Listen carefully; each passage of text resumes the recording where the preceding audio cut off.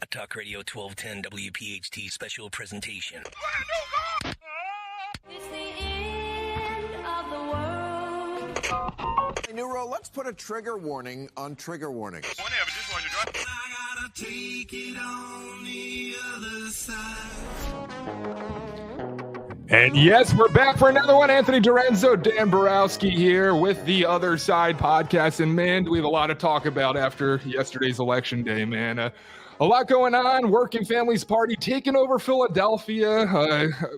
Maybe we got to reconsider our stance on abortion as conservatives after seeing what happened.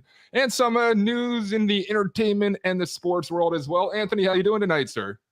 I am as good as you could be after that election. Yeah. Not that I really wanted anything that crazy. I actually was kind of happy with O or Sherelle, and I cared about Mayor the most, obviously, with us talking about local most of the time. But I guess I'm really frustrated with how this Working Families Party eased their way in there, and people fall for it. And it's just unfortunate. And I'm not saying the Philly GOP has it all figured out. Stop you right there, though. What the hell is it with our generation? Why are we falling for this crap like Working Families Party socialist BS? People love emotions. False promises? Yeah. It's emotional. It's emotional. It's selling something that's not real. I mean, honestly, I relate this to how people think Trump is like this messiah as well. Like, it's similar. And I'm not trying to say Trump didn't have good things about him. He did. But this emotional need to tie people to things and really make them feel like this is so pivotal and feel like internalize it. I mean, it's almost like a knife that they turn and tell you, oh, if you don't support us, then, who knows, or else these MAGA people. And if you live in the city, there's no MAGA. It really, in reality, most of the people that are like huge Trumpers, they're in the suburbs. They create this false narrative, and it spreads. And I really think all the crap we see on college campuses with this pro-Palestine, it's what's happening too. They're playing on these emotions, and these people are kind of getting, misguided to a degree. I mean, absolutely. And it comes from the professors too. Yeah, it comes from the professors. There was they had a hearing today on the anti-Semitism on college campuses, and Jeff Van Drew, a common guest on the Dom Giordano program, he stopped and asked all the witnesses. I think 3 of them were just quote experts, professors, and such. He asked them if they believe in American exceptionalism, and they couldn't answer. They couldn't say yes. And then he went to the 3 students that were testifying, and they were like, "Yeah, absolutely, we believe in American exceptionalism." And it's just, I don't know what the hell they're teaching anymore, man. It's sad, but. Yeah, here in Philadelphia, Working Families Party have now edged out the Republicans. You're renting right now. I just bought a house outside of Philadelphia because of what's going on here to a degree. I mean, I don't want to raise a family in Philadelphia because I especially now with the Working Families Party, I don't think I can. But where do you stand, man, with what's going on? I'm torn because I'm okay with options, and I almost want people to show their true colors in all reality. Like, if these people keep selling this bag of goods that isn't realistic, I don't understand how they continue to have power, but that's just kind of how things have worked lately, which is crazy to me.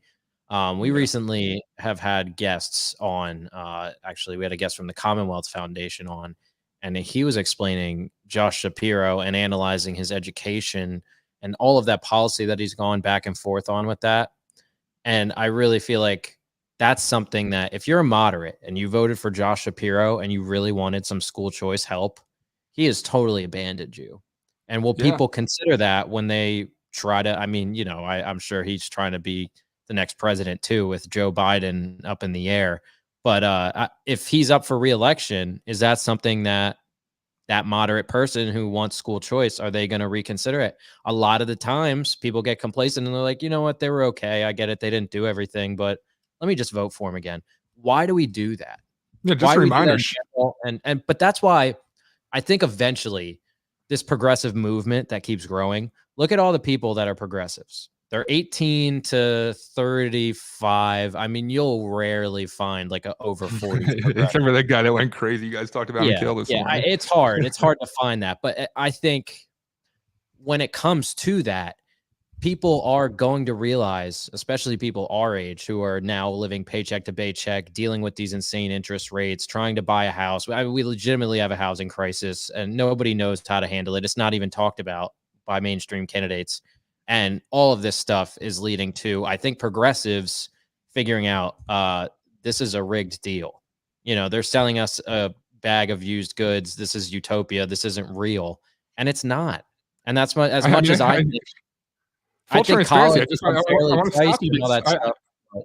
I'm going to stop you because I want to say I live this, dude, because I'll be completely honest. When I was in college, it was the hope, the change, the shirts that Obama had. And I got to say, I leaned progressive. And then I realized he sold me a bunch of false lies. That's BS. And I realized as I started paying taxes that, you know, my taxes aren't going where they're supposed to be going. So sorry, continue. But I'm a case in point for exactly what you're saying, man. But I think everyone our age, you know, anywhere from 24 to 35, once you're starting to deal with real life and go through the cycles of everything, I mean, it hits hard, man. It hits hard. And I think that's when you realize these politicians, unless you're like a fan of a team, the way we are for the Eagles, if you're really rooting and that, you know, emotionally invested that you're rooting, which I just don't understand. To me, like Trump and Biden, it's like Game of Thrones. Two rich people. I do understand, though. I hate to say I've slowly fallen into that. It's not rooting for anybody. It's just rooting against somebody so vehemently. And I just, everything progressive, I feel I need to root against. Sorry, go ahead. That's not a terrible thing to do, though. It's like, I think you have to go issue by issue instead of just saying, oh, let's just end the woke nonsense. That's why Republicans keep losing, because all they do is complain and they have no solution. So. All right, let's go down that path because big losses nationwide. We'll come back to Philadelphia local here in a second, but not necessarily wokeness, but it's the stance on abortion that I think we got to take a look at as conservatives. Maisie, full transparency. She is a very fiscally responsible individual. She's an accountant. Her dad is the kind of guy that wears what are they, Frontline t-shirts? You know, the t-shirts that are all black with like the white font that are conservative, like super conservative guy. And she wants to vote Republican. She really does. But the media narrative that's been created well by the left about the topic of abortion is that us men and conservatives, we just don't respect women. And she feels completely disrespected. And until she feels that the party wants her, she can't find her way to vote Republican. I would go as far as to saying moderate, even maybe moderate right-leaning people in the Northeast, especially. I mean, this is all I've only lived in the Northeast throughout my whole life, so it's the area I know the best. But regardless, I think, why do you think people like Charlie Baker win in mass? Like, it's you know, he's kind of a Republican, but he's not really. Like, that's not a Republican down there in Louisiana. Are you kidding me? So I think that is something. And even Chris Christie, I think he's kind of a classic. He's a system establishment guy now, but, you know, I think he kind of towed that line as well. I think he's being paid by the Democrats right now to try to tear down Trump. You all vibe with that? They all want money. Yeah, but I'm talking about like he's like a secret agent over here, a shadow agent trying to pull down the Trump. He was working for ABC. He was doing it already. So yesterday he made an ass out of himself on CNN. I think it might have been we played it this morning. Did you? And like he starts off by trashing Trump, and then she tries to corner him on abortion, and he has no answer for it. Well, because they all have no answer. They all have no answer. Give it up. Have answers. How about this? Okay, this is the best way to put this conversation. Mm-hmm. What did Republicans think about the vaccine? You know what they thought. We all know. You don't have to say it. But what did we think? What did they think? Let it be between me and my doctor.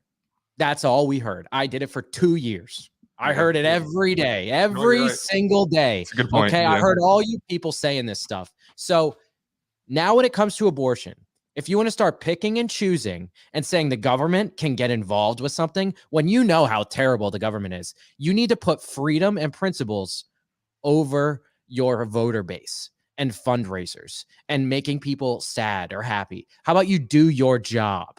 And this is why everything's terrible, because the reality is like and all they do is fundraise. The reality is though, one of the biggest voting sect by far in this entire country is evangelical Christians though, Anthony. So how do you walk the line of I don't getting think that's that true moderate anymore. vote?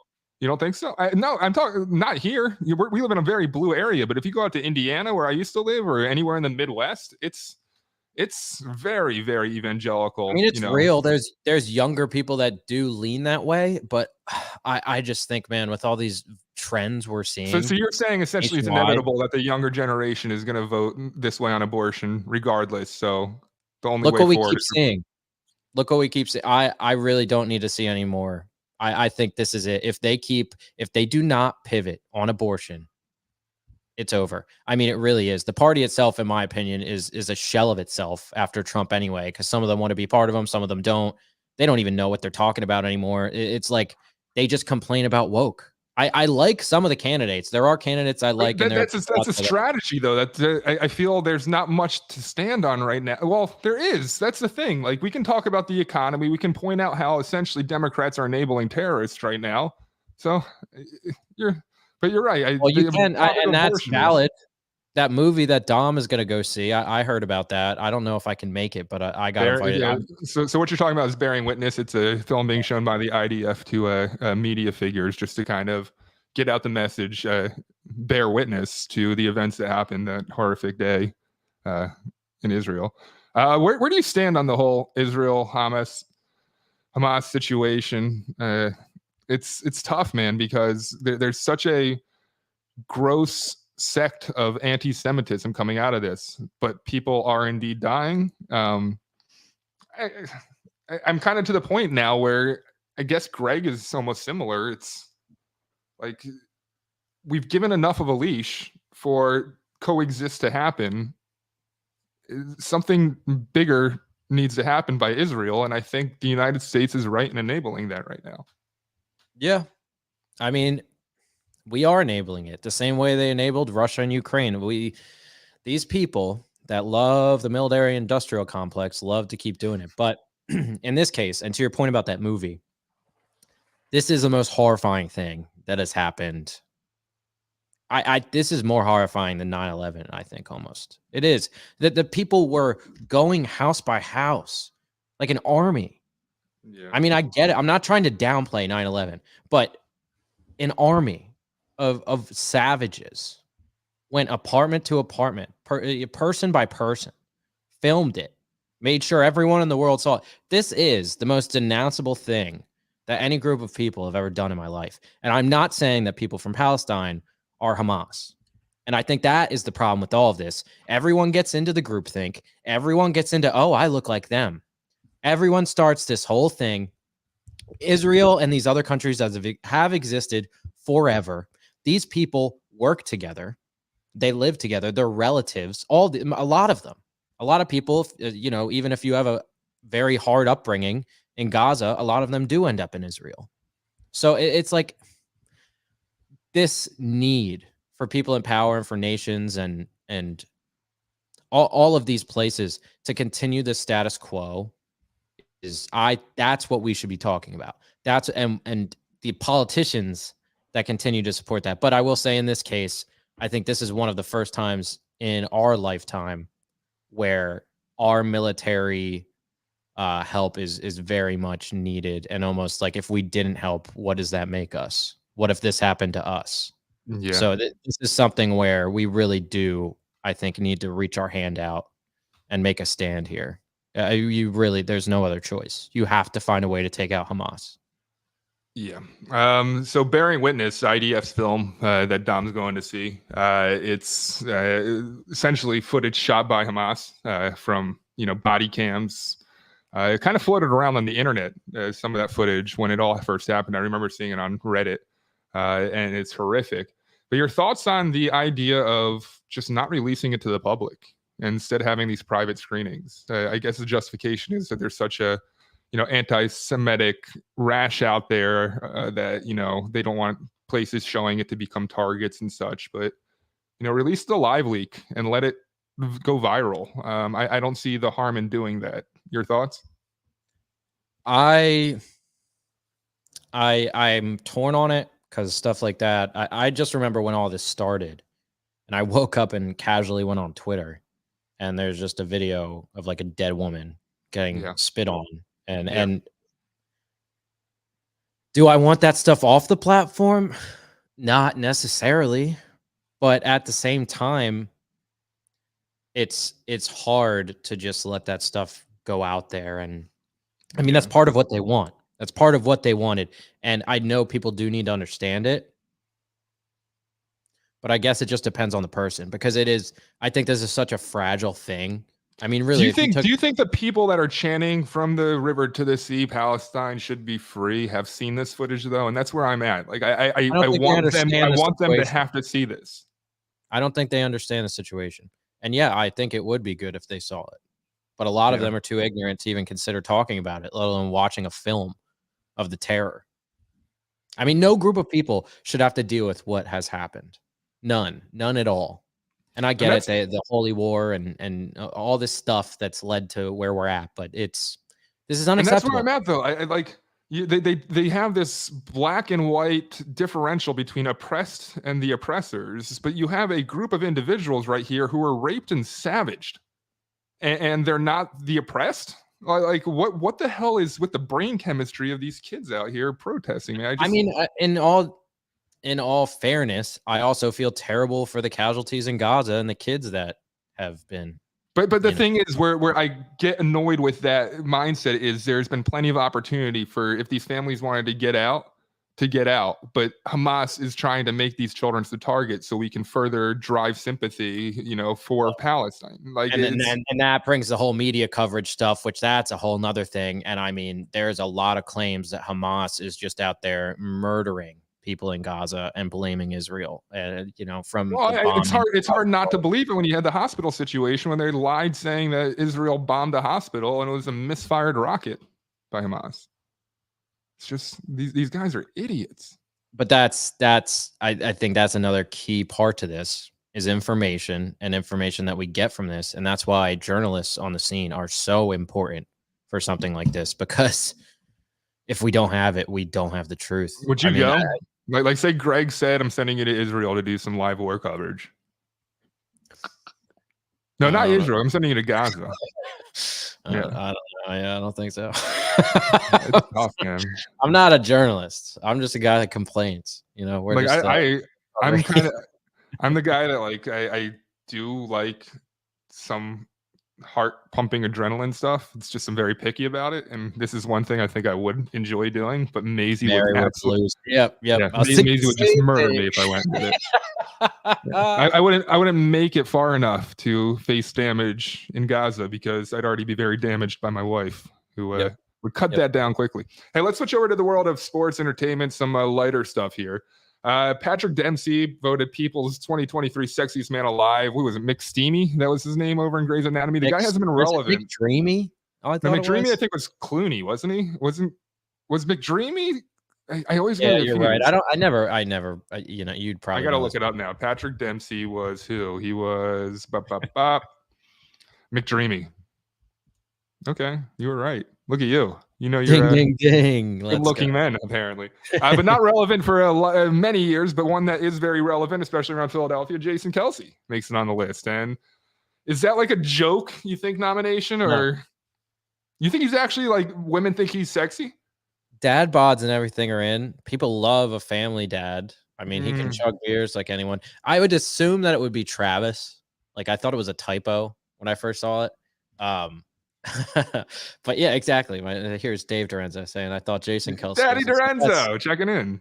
I know it's definitely not him. He isn't the sexiest man alive. But regardless, I think it's awesome that they considered him, because it's all relative. Like, stuff like that's so relative. Like, obviously Patrick Dempsey, like, women get to have this whole accept weight and accept every figure and look. Why can't men have that with? Well, we do. Like, I go back and forth with my one friend Dave, who's like obsessed with this wrestler named Rhea Ripley. I don't know if I can pull up a picture of her, but she's a do you remember China from back in like the late 90s, early 2000s? Very built, and he's very attracted to her. And I guess many are very attracted to this very built woman. And I guess men tastes are changing a bit too. But yeah, you're right. And it's weird what women find attractive today. Dad bods, what was it? The line cook chic look that Pete Davidson has, or like Machine Gun Kelly. Dude. Anyone that I could appreciate, at least the one inspired by the whole chef show. That was just amazing. What chef show? What are you talking about? What was that? The one on Hulu? I can't even think of the name of it. The bear? Chicago Beef. Yeah, the bear. Yeah. They just confirmed that for season 3. That's why I wanted to bring it up. Actually, on that, Jeremy Allen White, the star of the bear, he apparently was contacted to do kind of a Marvel-y movie, and yeah, I saw that. He's kind of like annoyed with it. He said, "Why have superhero movies all of a sudden become the pinnacle of actors' careers?" But I feel like Marvel movies. Have you seen the Marvels, the new one? No. And I mean, I kind of want to take this further, this whole conversation, because I was a Marvel guy. And now I'm just like, I was never I think like DC a little bit more, but I am a sucker for Spider-Man. So what is it though? Like what killed? Was it the woke stuff? Was it the oversaturation of Disney Plus? I think a little bit of oversaturation, and they've experienced that with a lot of things lately. But the oversaturation, I really did like of late WandaVision and Loki, but I didn't even watch Loki season 2 yet. I know we mentioned that before. Mm-hmm. I have no desire to see the movies at this point. Like the whole Ant-Man with Kang, and I don't know, apparently it was terrible, and now they might recast a villain. And it's just Paul Rudd still Ant-Man? Yeah. I thought they were recasting all the Avengers after Endgame. I don't know. There's going to be something that happens. I think some of them die, and then it's going to be like the Avengers. There's going to be some. I don't know what the new thing is. So there's still a chance for Robert Downey Jr. to have a career? For the love of God, do not bring this man back. I will lose it. I will lose it. I don't even want to watch their shows right now. If that happens, I'm done. Why don't you like him? He's a good Tony Stark. I love him as Tony Stark. But okay, if you're going to do that, do like a series before Iron Man. Do like a prequel. I'm fine with that. Don't you dare bring him back from the dead and put him in this godforsaken series again. I will lose my mind. What? Did you watch She-Hulk? Stupid. It's just stupid. He died. He died in probably their best movie. Let it go. She-Hulk was that super woke one that everyone was trashing, right? Did you watch that one? What one was that? Sorry, She-Hulk is the one with the lawyer. I didn't even watch Hulk.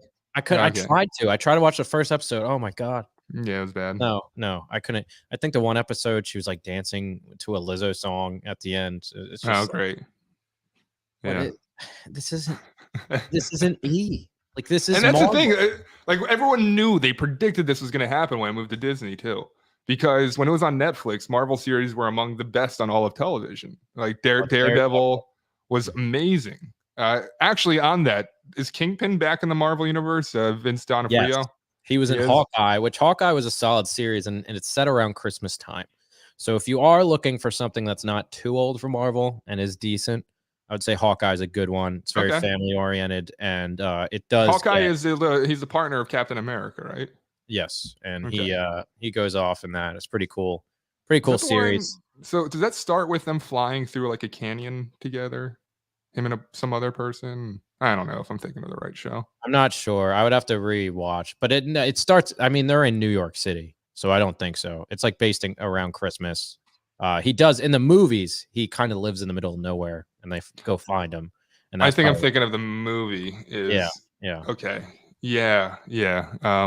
But Daredevil, if you haven't seen it, you go back and watch that series. But Kingpin is still around, so that's something to watch because he was in Hawkeye, and also Kingpin is set to be in the new Daredevil, supposedly still. So he's still involved if you like him. I think he's pretty well. He's a good actor. So because I liked Luke Cage a lot too. Jessica Jones, awesome. What was the one with the white guy who is cosplaying as an Asian person? Oh God! You know what I'm talking about, right? Shang-Chi. But no. Was that what it's called? No, it was a Netflix Kung Fu Marvel character. We really like this series. Iron Fist. Did you watch Iron Fist? Yeah, I did. That one I just didn't like as much for some reason, but you loved it. I did. Like I loved all those, and I love how they intertwined with the whatever they did with the season where they all crossed over. And Chris Forsyth says, "Oh, are we talking about how much the Marvels is going to fail?" Yeah, it's gonna. If it already is. Is this like a Chris? Tell us in the chat. And if you don't know, the other side, we're like fully interactive internet show. Hopefully coming up soon. We might be playing some games and stuff. But Chris stopped over at when we were broadcasting at the stadium, brought a Baby Yoda and his cosplaying mask. He's a big Star Wars guy. Is there like a rivalry between Star Wars fandom people and Marvel fandom people, like Katy Perry and Taylor Swift fans? I'd say kinda. I mean, I see it. Like, when we went to the Philly Comic-Con event, that was just I feel like you could feel some of the like Pokemon fans like glaring at the anime fans. How crazy was that when Michael J. Fox came out and it was like everyone was so excited to see him, and then he tumbles on stage and it's like, oh, but you just hear the wind just go out of the room. I mean, that's the last person you want that to happen to. Right. Really, right. The last person you want it to happen to. So, yeah, I mean, we were fortunate enough to see him, but apparently Chris likes Marvel too. Don't talk about my wife, Jessica Jones. Jack Nicholson came out, said after 13 years after his last role, he'd rather sit under a tree and read a book than go back to acting. I asked Dom this question during Dan time today. Do you think that's like when someone gets to that level? 13 years ago, he put out some dud. I think Paul Rudd was in it. It was like some rom-com, and he was on like a trend of dud movies, so he just stopped acting. Is that a good idea, or do you try to continue your career even though you're at that retirement age and try to bounce back, or do you pull out before it's too late and keep your legacy alive? I would say just as long as it's an original idea, because I think to this whole Marvel obsession that we were just talking about, if it's an original movie and a great story, I mean, we've seen some of those lately, and actually the new Leonardo DiCaprio and Scorsese film, Killers of the Flower Moon. I need to see that, and I feel like that's the kind of stuff we need to get back to and have classic actors. I mean, if Nicholson could get in a role with something like that, it would be astounding. I know they made that sequel to The Shining with Ewan McGregor, and I think they only used, I think it was like AI Nicholson. So it was a little weird. How's that work? Like, if the guy's still alive, like Carrie Fisher, I get it as Princess Leia. You can't recast Carrie Fisher as Princess Leia, and she's passed away, so the AI makes sense. But when you have someone that's alive, do they sign their like AI rights away to the film? Yeah, their image and likeness. I think they just like, I got paid a check, and they re-imaged the face of the waiter. Like at the, I guess I'm spoiling it. It's like a 3-year-old movie, but. I had something. Oh, you were talking about the originality of Hollywood scripts and how writers don't write their own. Check out what's it called? I guess Sly, I think it is, on Netflix. It's a documentary about Sylvester Stallone and his rise to fame. And when he was coming up, obviously the guy, he had his speech impediment. What happened was he was almost born in a public bus, and he actually made it to a charity hospital. His mother, and complications during birth led to his, facial thing that you see on Sylvester Stallone. He was born with that.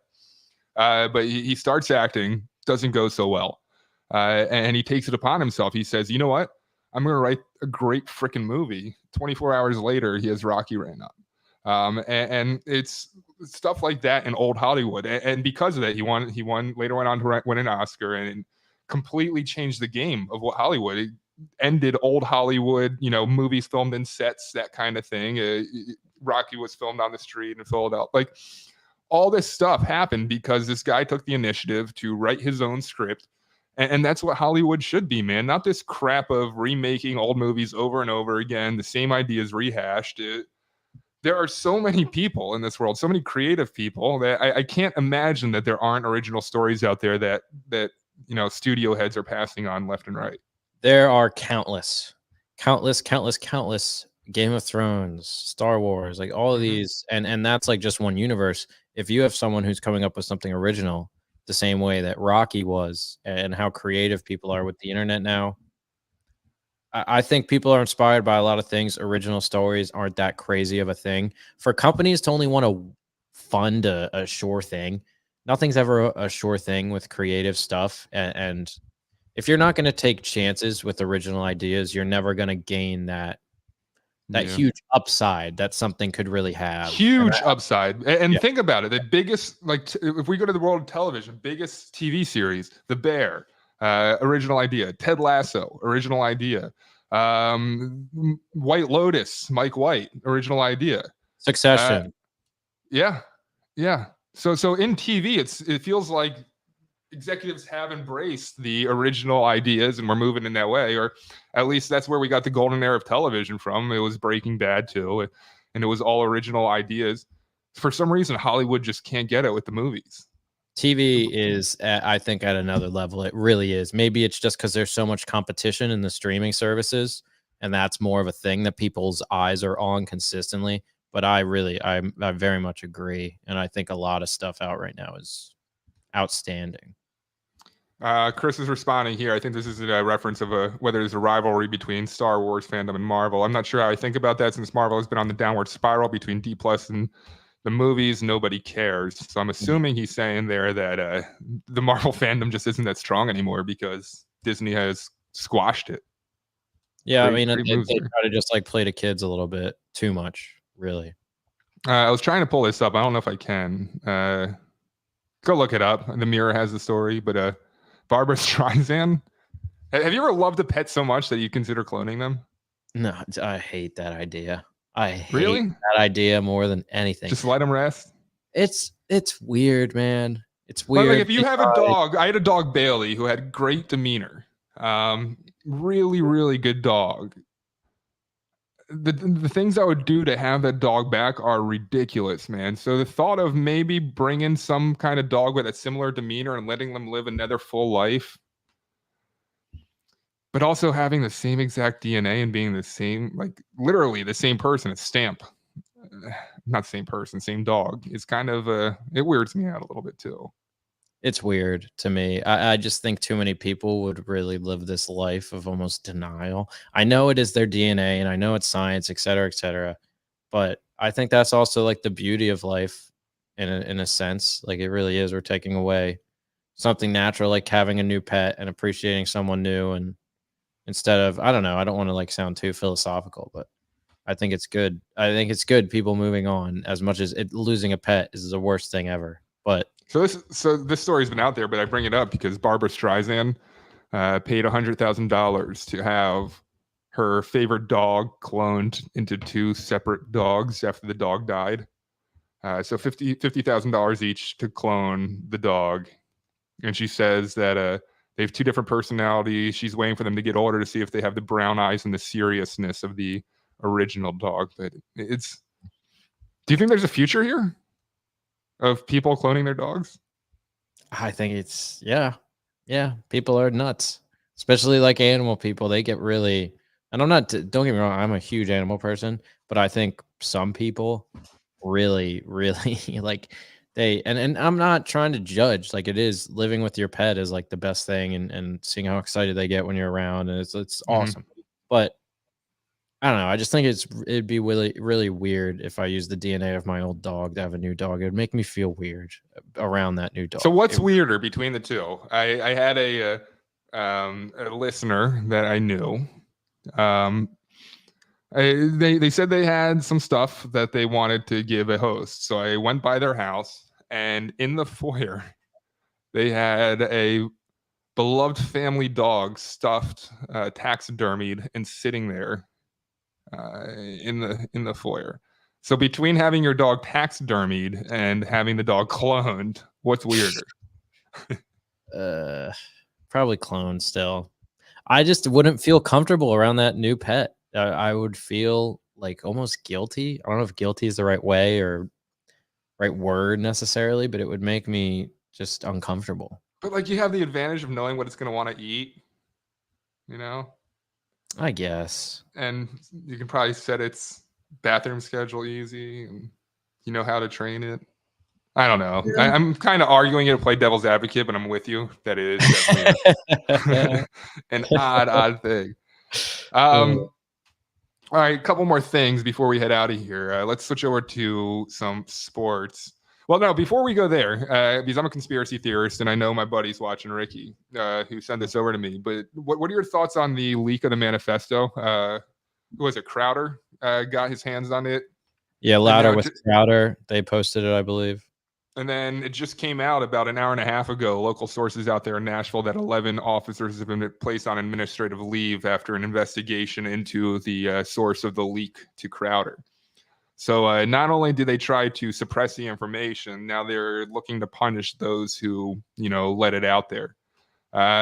So your thoughts on, whether it should be out there? I guess the excuse, the reasoning behind it not being out there is that they don't want to enable or give motivation to copycat shooters. But why the hell did they release every other manifesto but not this one? Your thoughts? I understand that sentiment of wanting to see it, but at the same time, I also really get frustrated when it feels like we're almost putting more attention back on, and I get it, this shooter is dead, but we almost put more attention back on this infamous shooter and gives them this notorious reputation that these psychos on the internet that get together crave. And that really frustrates. So what you're talking about, there are like discords set up to slobbing on the knob of these killers, for lack of a better phrase there. But it's essentially what it is. It's the same obsession that they had, the girls had for the Columbine shooters for some reason, where they're talking about this. So there are communities where this does exist. Sorry. I mean, it's very much a real thing. And I don't know. It's just, I mean, what do you think about that? Are you someone, do you think the manifesto? I want it out there. I think it should have been out there from the start. I think it's complete bullshit that it wasn't. And I think it was a political move that it wasn't. Well, it seems that way. It definitely does. At this point, it further provides evidence, claims that every time there's a school shooting, and if it's right-leaning related, it becomes a big story about racist, conservative, white supremacist, that kind of thing. But blah blah blah. But anytime and all of a sudden that becomes a label that's put on the rest of the entire party, all Republicans, all conservatives. So here you have a very violent individual on the left, and it's being suppressed. That same label that goes out to label me, to label you after these school shooters, is not being applied to those who have these far left ideologies that are just as dangerous as these white supremacists with these far right ideologies. I don't think anyone with these extreme, like the things that manifesto said, nobody should be able to say about a group of people. You shouldn't be that hateful. You shouldn't want to go into a building and just because someone's parents has money, you should want to murder them and kill them and like get vengeance on that. Like this is the problem with victim mentality in society and people getting so in their own head and thinking that something that insane is the only choice and they have nothing around them. And I get it. Life is hard. Nobody is dealt an equal hand. Nobody. Life's not easy. And I think that's something we need to start preaching. But at the same time, with the school shooter narrative, if something like this doesn't get out, it's hard to understand how these things happen. And I think seeing it and understanding it is something that really all of us can benefit from because we have to find a way to address this issue. But every time I talk about this issue, I bring up one thing, and that is when Chris Murphy was a small senator for Litchfield County, or not, he wasn't even a senator yet, but he was talking in an area of Connecticut where guns were very much valued. And he talked about how banning guns would never fix the issue if you don't create hope in these communities and you don't bring back positivity and a community, make it a real community. If you don't bring that back, then nothing will change. Guns are going to be there. The black market's going to be there. So, and to me, that right there, now you see Chris Murphy after every single shooting, he is on CNN calling for gun control. And these people say what they need to say when convenient for fundraising and to gain power. And you know what, dude? I'm so sick and tired of this cycle where we do nothing. And really, we all just sit here and both parties fundraise over kids dying, whether that's in the city or the suburbs. I mean, it only gets news coverage if it's in the suburbs. In the city, it's supposed to happen. So they don't even talk about it. But I really think there are political operatives that see these kind of situations and see dollar signs. You know, It's all it's fundraising. horrible. And Yeah. the NRA pays Democrats. I will find evidence. They do. They pay both sides. All these super PACs, all this dirty money. They all pay every side to say something. They get what they want, no matter what party's in power. That's why people talk about the uniparty, et cetera, because it is a real thing. And all these people. Should I read the manifesto word for word? It's tough. It's tough. You could, I mean, you could say some of it. But. Kill those kids! Exclamation point! Exclamation point! Exclamation point! Those crackers going to private fancy schools with those fancy quackies. First of all, how do you not know how to spell khakis? It's Khakis, not Kwakis. And sports backpacks with their daddy's Mustangs and convertibles. First of all, is that like a common thing out there in Tennessee for Mustangs and convertibles? F you little S's. I wish to shoot your weak ass D's with your mop yellow hair. Want to kill all you little crackers. Bunch of little, I don't want to say the F word, not the FU word, but the other F word. With your white privileges. Wow, that's butchered horribly. Privlages. I can't spell the word either, but I'm not that bad. I can't believe you're so focused on the spelling. Why not? Like, if you're gonna write a note, your last note you ever write, you would think you'd want to spell it right. And they better do, penmanship. There are multiple times. Let's see if I can hold this up here. Oh wow, my camera actually works really well. They crossed out words, so obviously they were, checking their work as they went. Yeah, no, this is disgusting. This is absolutely disgusting, and it should be out there to show that there are people with this kind of mentality out there, and we got to look out for it. It comes down to that. I mean, we can't accept violence. What happens when a society doesn't talk? Violence occurs. If we don't talk to one another, and if we villainize the other side so much, and we keep doing this, if we keep doing this, this is going to keep happening. It comes down to us having conversations and living with one another. We can't just live in these bubbles. We can't live in echo chambers. We have to talk to one another. We have to understand one another. How do you talk with someone that's yelling crazy crap in your face in protest? That's just like where I feel society's at this point is how do you reason with somebody who I'm sorry to bring it back to Palestine, but refuses to see any kind of accurate, reporting about this situation in Palestine, Israel. How do you reason with that? It's difficult.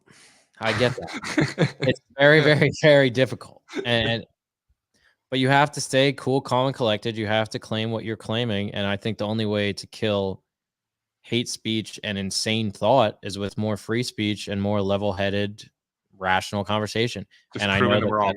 Yeah.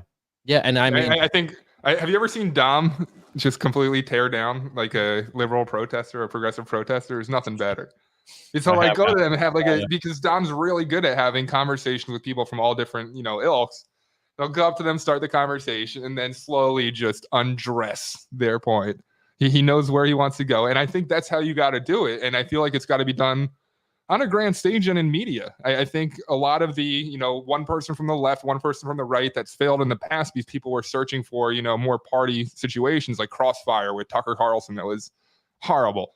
But bring it back. I think you need to bring it back now because I think those discussions are needed for especially moderates here, Democratic points, some Republican points, just could be completely undressed. And like, this is what's happening here. This is, it's not as deep and, so many turns as there are. Some things are at face value. Let's point them out. A lot going on in the chat. Kimmy's joining us. Minnie's joining us. Chris with the Seth Rollins Burn It Down that I've left off there for a long time because I'm happy to see that Chris is also a wrestling fan along with his other fandoms. You a wrestling guy? Not really. No. You guys know way more. I'm a UFC guy. I like boxing, but I've never I mean, I watched If you- WWE growing up with my friends here and there, but I never was Well, huge. that's the thing. I always hear that. I watched WWE growing up. Attitude Era was freaking insane, and then after that, Kurt Angle, Big Show. I'm sure you're familiar with. Yep. A lot of that's recaptured now by a company called AEW, and I was out of wrestling for a long time, dude. I am so far back in it. Me, Cohen, Mark, Justin went to AEW over at Leo Chorus Center a couple weeks ago. Got to see. Remember RVD, Rob Van Dam? RVD Yes. was walking. So we left after Dynamite, which is their main show, because afterwards they film Rampage, which is their weekend show. We leave after Dynamite because it's getting late. We all got to work the next day. Out there waiting for an Uber, trying to find our Jeff and Matt Hardy. Rob Van Dam's out there. Some other guys that you wouldn't know, Roderick Strong, who has like a neck brace on. It's freaking awesome, man. It's cool to see. Oh, get the hell out of here, dude. Look who's checking in. Nick Cale, wrestling is for losers. Nick Cale's a big wrestling guy, so he's being facetious. Okay. Yeah. All right. Maybe this is someone dressed up as Nick. Do we even know this is the real Nick Yeah, Cale that yet? could be the fake Nick Cale. This could be. Oh, there is a fake Nick Cale. There's a fake one? I don't know, but in this chat, man, anything's possible. That could very much. Anthony kind of resembles Anthony Florian. Who's Anthony Florian? Do you know who that is? I don't even know who that I'm looking this up. Oh my goodness. Yeah, I gotta get my second computer hooked up so I can do this. My buddies actually in Connecticut were huge into AEW, but I think that's or AWO, is it? Which one? What's AWO? I don't know what that is. That might be like an indie thing. Okay. AEW is like AEW is the main competitor to WWE now. It's like a really valuable. Yeah, no, I have seen they sell out. I think they were at the Connecticut casino a few times when I was living up there, and some of them went. I should watch it. I'm not opposed. I'm into. I know but it's funny. I always say that like politics is WWE, so it'll make me think of. That's why I am so drawn to politics. I think is because I grew up with such a deep love of wrestling.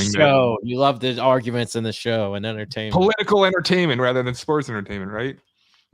Mini G, I got the name wrong, so you don't look like Anthony Florian, whoever that is. I allegedly it's a chef somewhere. I don't know where Anthony Florian. Seven Hills. So yeah, but that's not who she was talking about.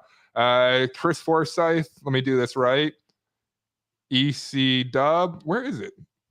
Let me get it away. I can't do it. I was trying to get a chant of EC Dub chat. There you go. Oh, okay. Yeah, you know.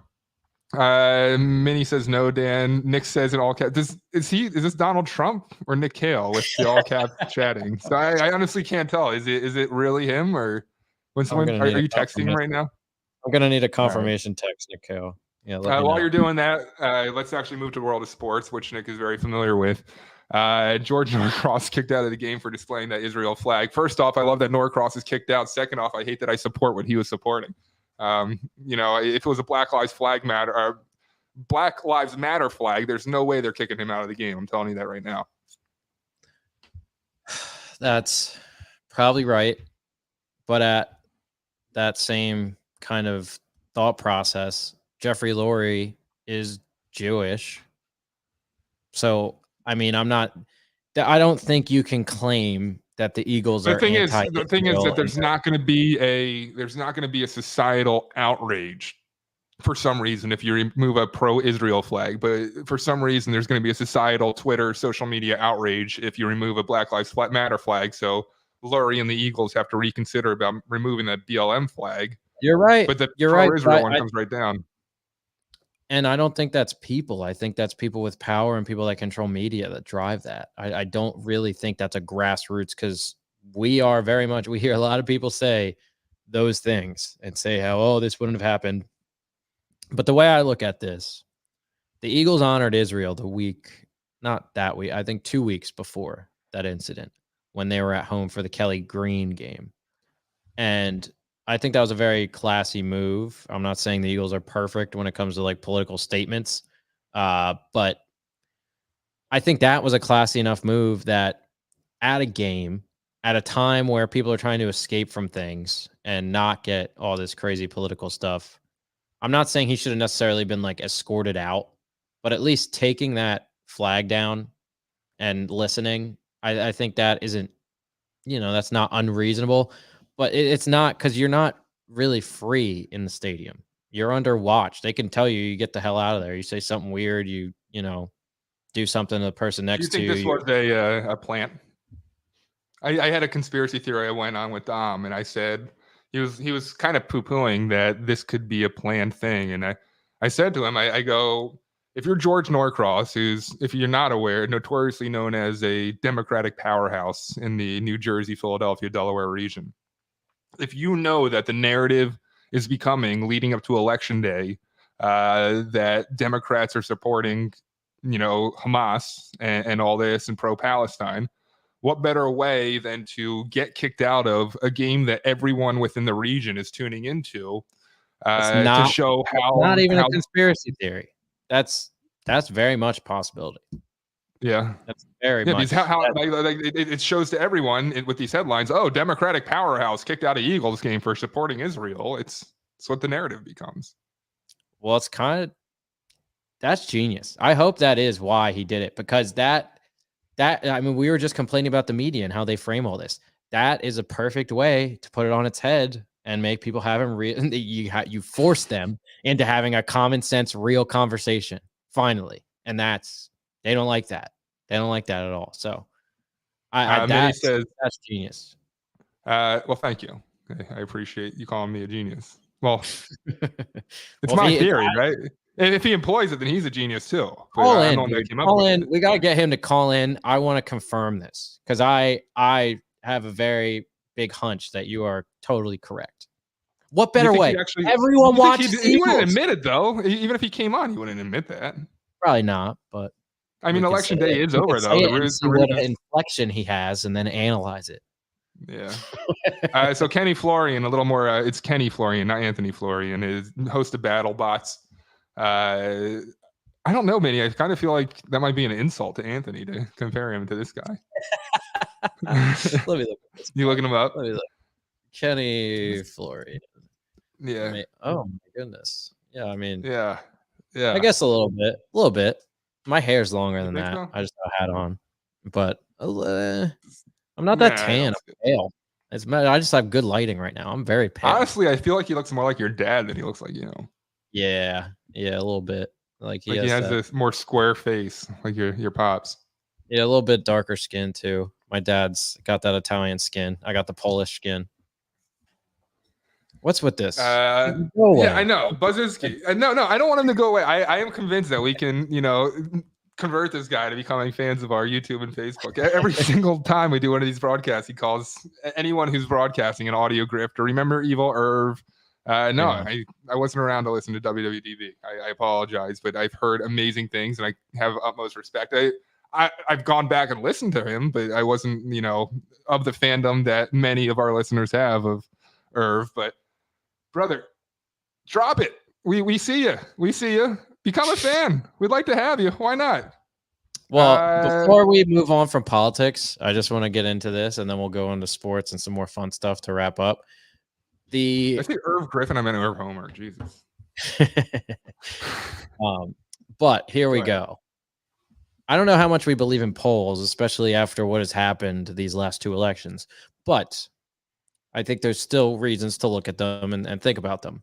So New York Times did this poll, and this is going absolutely viral.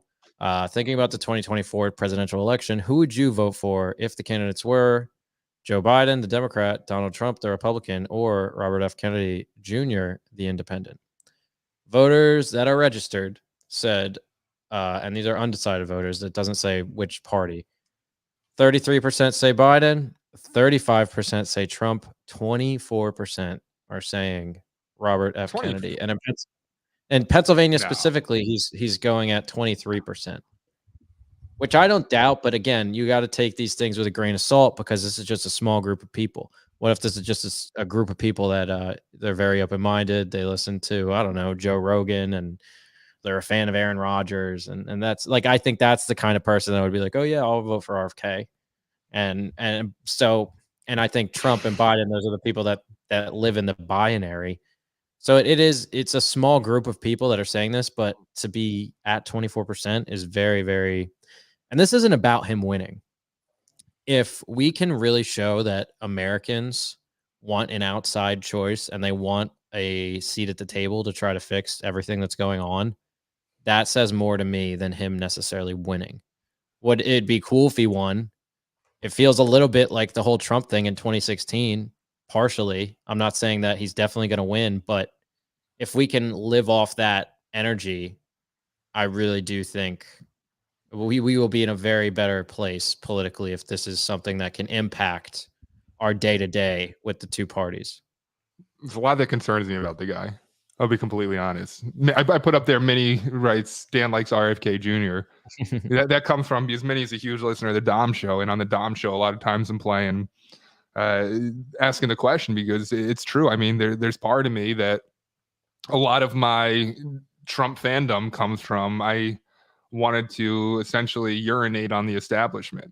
I'm so sick of the politics that you see in, Washington, D.C., and I often talk about how Trump had his chance to change that. And instead, he made things worse to a degree. I think that's because the Democrats, the establishment, Republicans are pushing back and trying to bite him in the ass.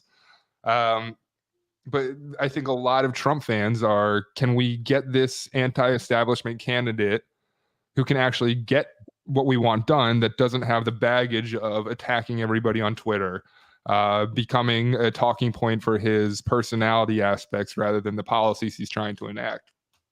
That being said, RFK, I'm a conspiracy theorist. I think that guy's effing nuts. There's a lot of stuff that he's been out there, and RFK's been, on my radar for 15 years now. Going back all the way to the things he was saying with vaccines before coronavirus, with Jenny McCarthy and all this kind of stuff.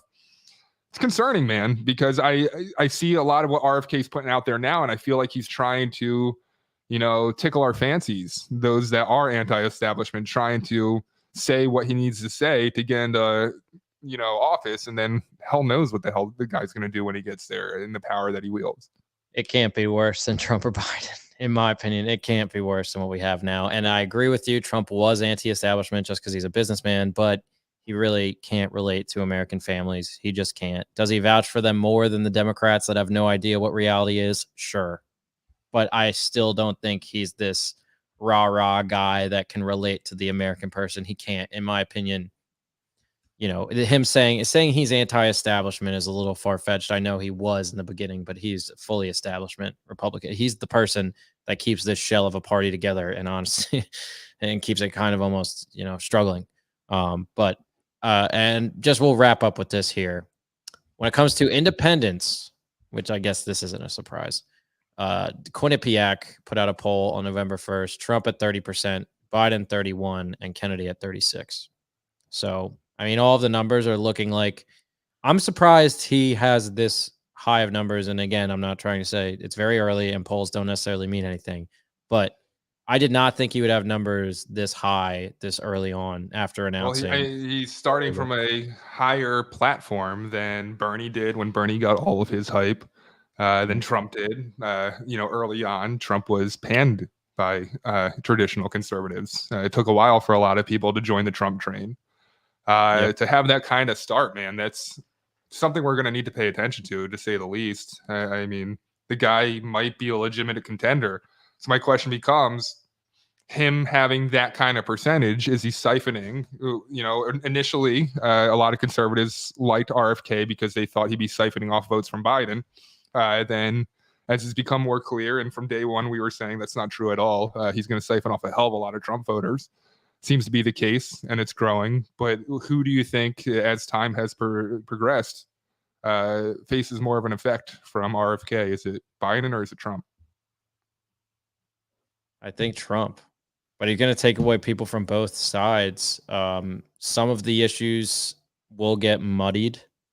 And I understand your concerns with RFK, but to me, I'm all for giving him a shot, because I don't even feel like Trump or Biden says anything about any policy that I care about anymore. At least Kennedy's talking policy by policy and talking about how he changed his mind on things. And can't we just have someone who talks normally? And that I think that's something that hold on, they just pause right there. Underline talks normally. Sorry. Go ahead.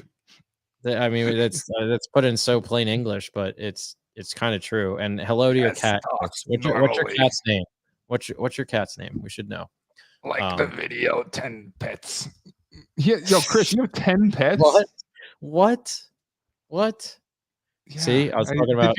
We met Chris in person. I would not have expected to have 10 pets. Cat named Alucard, which is Dracula backwards, apparently. That's a good one. But we could just wrap up there politically. Wait, hold on. I don't mean to stop you there. Do you agree with Minnie when she says, "At least it's not heaven spelled whack backwards"? That name's played out. That's a good one. Do you want to pass on that comment? Do you know? I don't know. Okay. Yeah, it's a name that's. Minnie, go follow on Reddit if you're on there. It's r/tragedy spelled TRADEGI. Whatever, how you spell tragedy, but with a LEIGH instead of the actual way of spelling tragedy. And it's a subreddit full of Gen Z and millennial names of just completely botched misspellings and such. With that comment you just made, I do think you'd very much enjoy that subreddit. Gmail, I'll let you get back to what you were saying there in a second because this will bring you back there. Gmail says RFK Jr. will suck votes away from Trump just like Ross Perot took votes away from George H.W. Bush. All right, I don't care. I'm not going to just vote for Trump just because I just think, oh, well, the other guy won't win.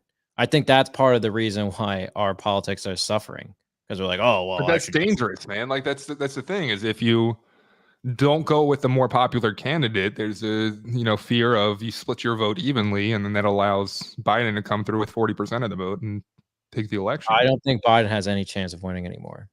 That's where I don't think it's going to be him. It's over. Dude, the media is making a stark change on him. Sarah Silverman saying on the Daily Show that the only way he takes himself out is if he dies in his sleep.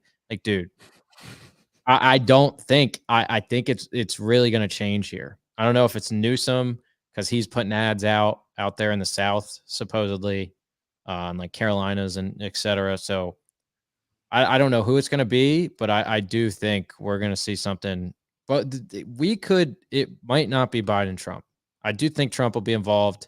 I almost am like foregone concluded that Biden's just done.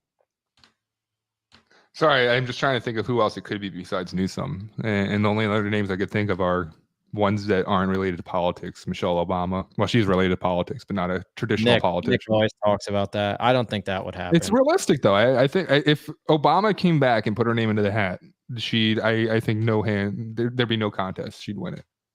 Kamala wouldn't win. I don't think they can win with Buttigieg.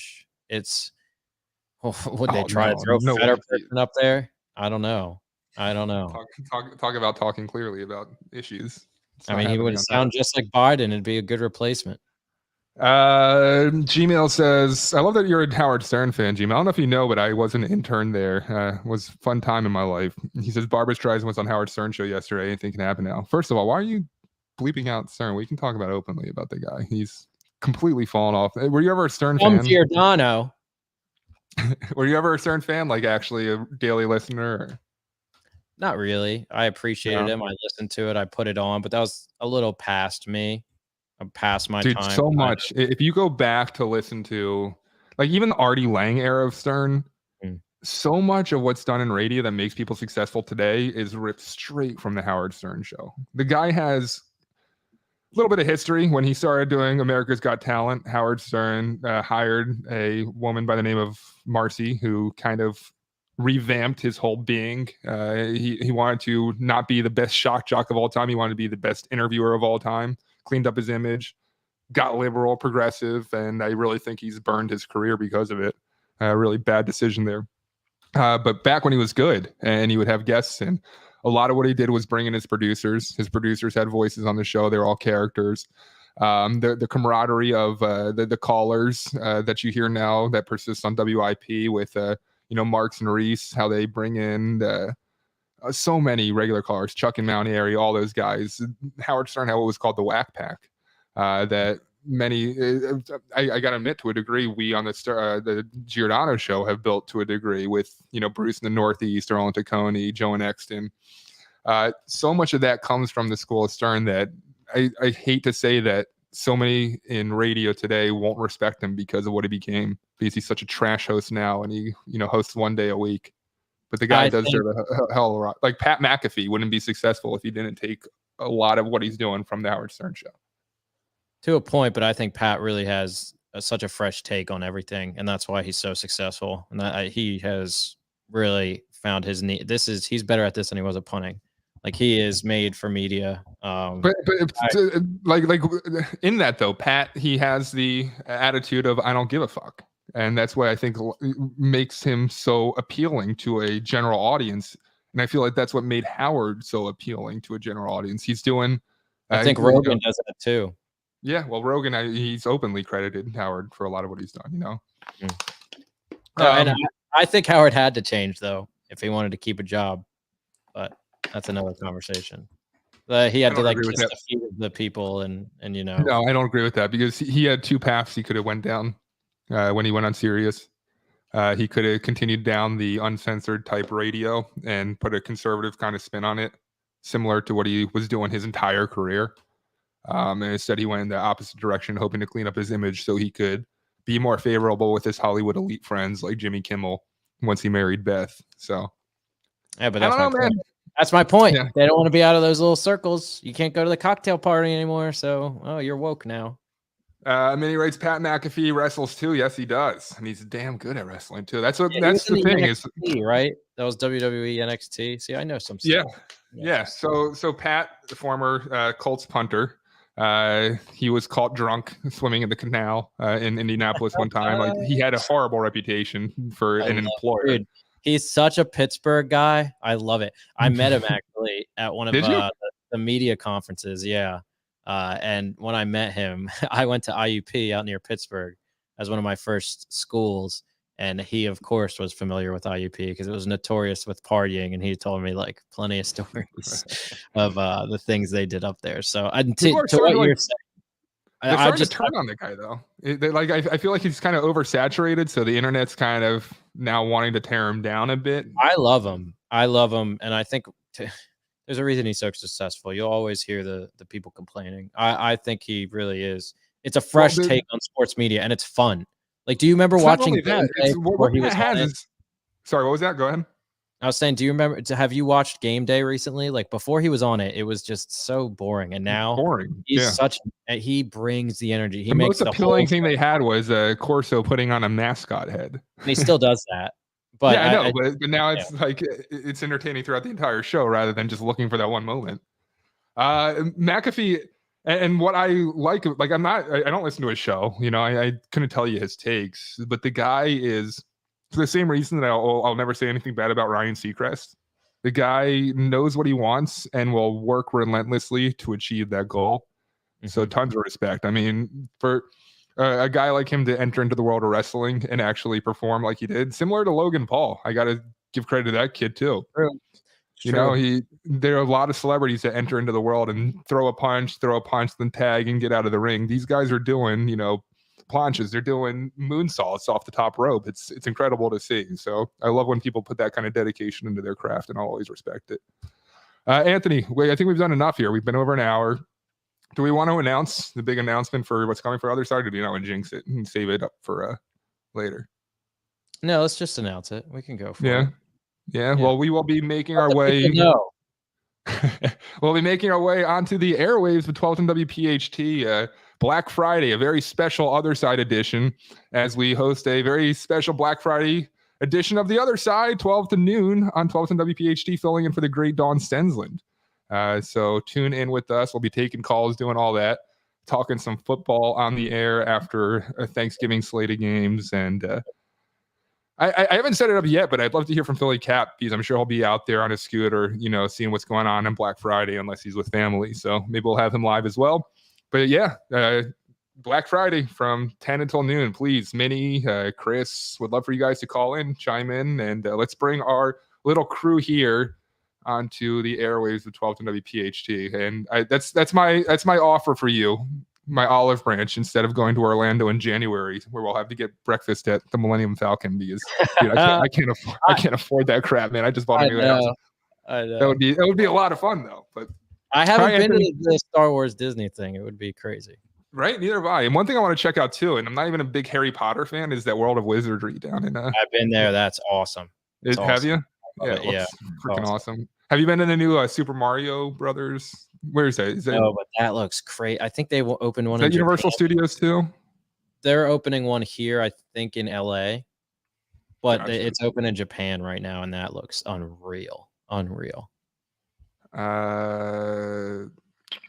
Just before I sign off, I'm looking at the final comments. Will you all be with the shoppers? That's a really good idea, dude. That is a good You think idea. you think we can set up like being out at King of Prussia Mall or something? Let's send a producer out there. Someone. Look No, at me. like I'm serious. Like our Phillies setup. Let's just go with our Phillies setup. Yeah. We could Get take good in a calls, mall. access. Kimmy says that's great news. Thank you. I appreciate it. Many come to Comic Palooza in Houston, Texas. And Chris, I don't know, man. He says I''ll call in no whiskey this time. I kind of want the whiskey. That was a lot Trying to of get fun. in our good graces again. I think you came back. I was super busy when you came back around and apologized for being drunk. But man, that was like that made the segments when you came on. So bring the whiskey back. I don't want to encourage any kind of problem if you have it though, dude. So if you do have a problem, please take a step back, look in the mirror, and if but it was fun. It was a lot of fun having you. All right, brother. That's all we got for today. Let's get out of here. You can hear me tomorrow at noon with Dom Giordano. Anthony, when are you going to be on, sir? 6 to 12, baby, all day, all morning. I'll be there. If you call, you'll hear me. You will hear the DiRenzo. All right. Thank you, everybody. Have a good one. We'll talk to you next week around the same time. Bye.